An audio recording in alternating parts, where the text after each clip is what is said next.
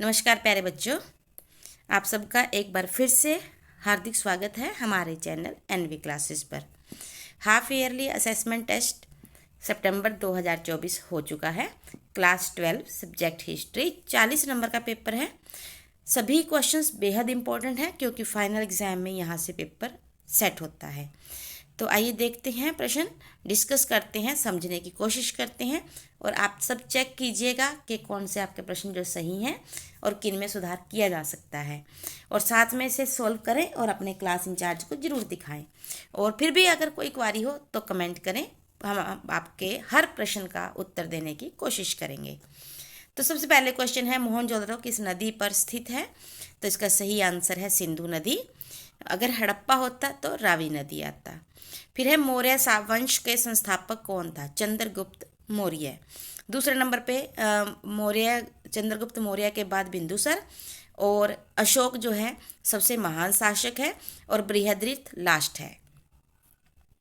उसके बाद है, तालीकोटा का युद्ध कब हुआ? तालीकोटा का युद्ध 1565 को हुआ।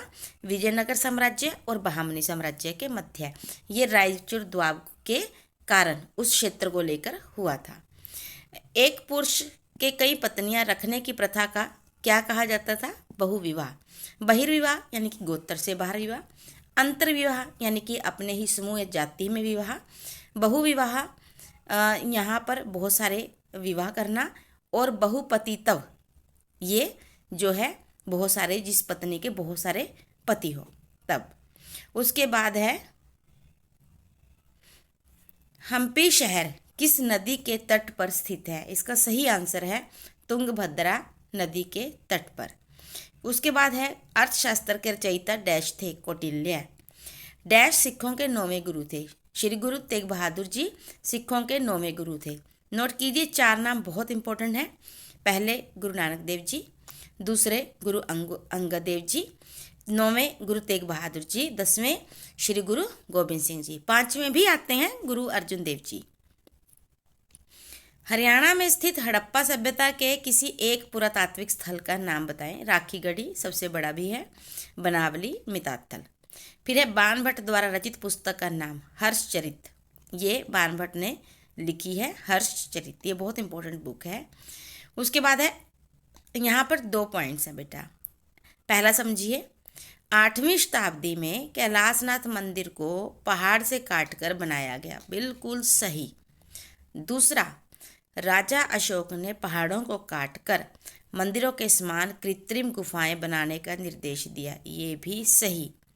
परंतु राजा अशोक का टाइम 3री शताब्दी है और कैलाशनाथ मंदिर का समय है 8वीं शताब्दी। दोनों सही हैं, लेकिन RA का स्पष्टीकरण नहीं है, वो उसकी व्याख्या नहीं करता है। इसीलिए मेरे हिसाब से इसका आंसर ख होना चाहिए। उसके बाद आपके पास है 3-3 मार्क्स के क्वेश्चन। हड़प्पा सभ्यता की मापतोल प्रणाली पर एक संक्षिप्त टिप्पणी। यहाँ पर आप पहरे में भी इसे लिख सकते हैं। सिंधु घाटी सभ्यता में मापतोल के लिए पत्थर के बाट का प्रयोग किया जाता था, जो कि 1, 2, 4, 8, 16, 32 के अनुपात में होते थे। और ये पत्थर भी स्पेशल पत्थर था। ये चरट नामक पत्थर से सभी बाट बनाए जाते थे। हड़प्पा स्थल से हमें लगभग 150 बाट मिले हैं। सबसे बड़े बाट का जो मात्रा है वो 1375 ग्राम है, और सबसे छोटा जो बाट हमें मिला है वो जो है 0.87 ग्राम का। उसके बाद है, पुरालेख शास्त्रियों को जो पुरालेखों का अध्ययन करते हैं, उनके शास्त्रों का अध्ययन करते हैं, उन्हें पुरालेख शास्त्री कहा जाता है। अब जब वो इन पुरालेखों का अध्ययन करते तो उन्हें किन समस्याओं का सामना करना पड़ता है? कई बार अभिलेखों पर कभी कभी हल्के ढंग से उत्कीर्ण किया जाता है तो उन्हें पढ़ना कठिन हो जाता है, और कई बार ऐसा भी होता है कि उत्कीर्णित अक्षर समय के साथ लुप्त ही हो जाते हैं। तीसरा, कई बार अभिलेखों की भाषा को जानना, उनके अर्थों को समझना कठिन होता है।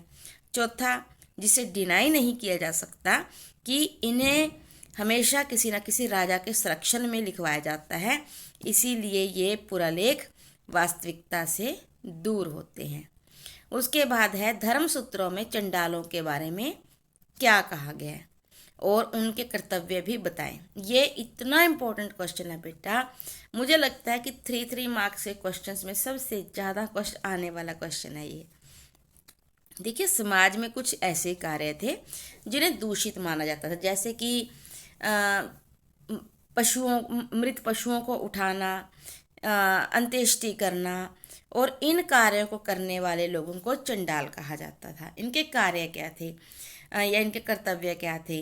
देखिए, इन्हें गांव से बाहर रहना पड़ता था, ये फेंके गए बर्तनों का प्रयोग करते थे, ये ऐसे मृतकों का संस्कार करते थे जिनका कोई सगा संबंधी नहीं होता था, और इसके अलावा जो ये लोग हैं, ये मृतकों के ही जो थे वो आभूषण, उनके ही जो उनके द्वारा पहने जाते थे वही आभूषण पहनते थे। इवन के इन्हें जलादों के रूप में कार्य भी करना पड़ता था। उसके बाद है महायान और हीनयान में 3 अंतर। महायान का अर्थ है बड़ा चक्र, हीनयान का अर्थ है छोटा चक्र। अब ये है क्या, चलिए इसके ऊपर बात करते हैं। महायान और हीनयान जो हैं, ये 2 संप्रदाय हैं बौद्ध धर्म के।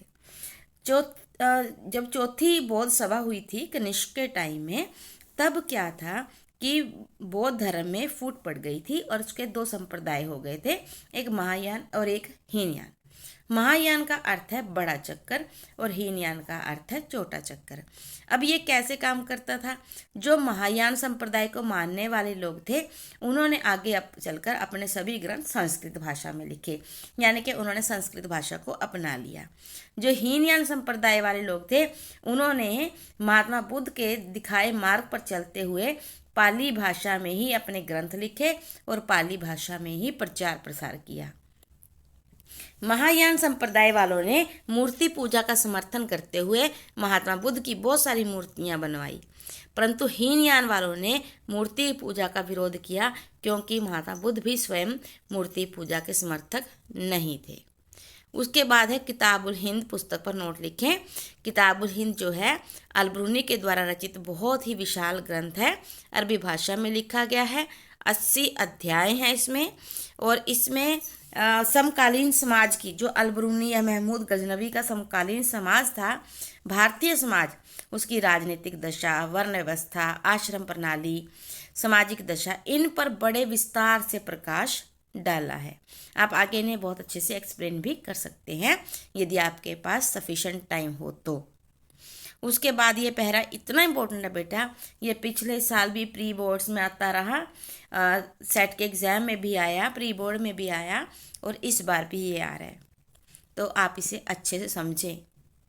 तो पहला क्वेश्चन है, मैं हमेशा कहती हूँ पहले क्वेश्चन पढ़े फिर पैरा पढ़े, तो इससे हमारा टाइम बचता है और हमें पैरा पढ़ते हुए ही आंसर समझ आ जाते हैं। विजयनगर का प्रसिद्ध शासक कौन था? सभी जानते हैं, अगर आपने लेसन ध्यान सुना है। विजयनगर का सबसे प्रसिद्ध शासक कृष्णदेवराय थे, वो समय ऊपर लाइन लिखी हुई है। उसके बाद है अमुक्तमल्यद पुस्तक के लेखक कौन है? तो अमुक्तमल्यद जो है एक पुस्तक है जिसे स्वयं कृष्णदेवराय ने तेलुगु भाषा में लिखा। अब ये दोनों प्रश्न 1-1 मार्क्स के हैं। दूसरे 2 नंबर में देखिए, कृष्णदेवराय ने अपनी पुस्तक में व्यापारियों के बारे में क्या लिखा है कि राजा को अपनी, यहाँ पर देखो कितना कुछ लिखा है, वो लिखते हैं कि राजा को अपनी बंदरगाहों को सुधारना चाहिए और वाणिज्य को इस तरह बढ़ावा देना चाहिए कि घोड़े, हाथी, रत्न, चंदन, मोती और अन्य सामान स्वतंत्र रूप से मिल सके। इसके अलावा विदेशी नाविकों के परिवहन की व्यवस्था करनी चाहिए जो तूफान से दूर चले गए, जिन्हें बीमारी या थकान के कारण अपने देश में लौटना पड़ता है, उनकी अच्छे से देखभाल होनी चाहिए। ये सब उन्होंने व्यापारियों के बारे में कहा और इसे आप अपने पेपर में लिख सकते हैं। उसके बाद है 6 मार्क्स का एक बड़ा क्वेश्चन। हमने पीछे आपको सिलेबस में भी बताया था कि आपको छठे लेसन में से एक प्रश्न आएगा 6 नंबर का, और मैंने ये भी बताया था आपको कि बड़े क्वेश्चंस में कबीर जी की शिक्षाएं और उनका जीवन, गुरु नानक देव जी की शिक्षाएं और उनका जीवन, जो सिख धर्म की शिक्षाओं से भी जुड़ सकता है, मीराबाई की शिक्षाएं और सूफी मत की शिक्षाएं, ये बहुत ही इम्पोर्टेंट क्वेश्चन है।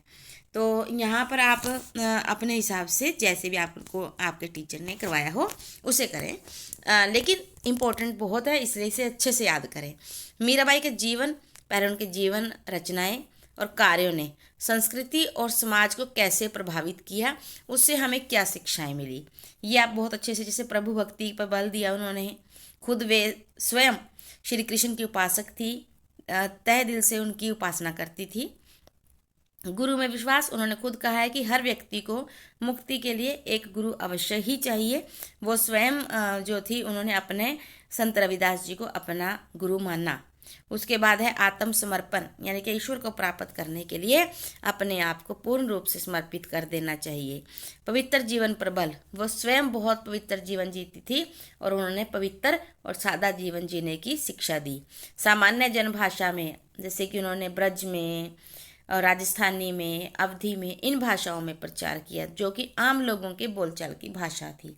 जाति प्रथा में अविश्वास, वे कभी भी जाति प्रथा को बल्कि समाज के लिए एक बहुत बड़ा बंधन और देश की एकता के मार्ग में रुकावट मानती थी। तो ये सब आप पॉइंट्स लिख सकते हैं, अच्छे से व्याख्या कर सकते हैं और बता सकते हैं। एंड में जरूर लिखें कि उनके जीवन, उनके कार्यों ने समाज को कैसे प्रभावित किया। जाति प्रथा कमजोर हुई क्योंकि वे स्वयं संत रविदास को अपना गुरु मानती थी। और उसके अलावा क्या था, गुरु की परंपरा ने जोर पकड़ा। आप ये पॉइंट लिखें इसमें।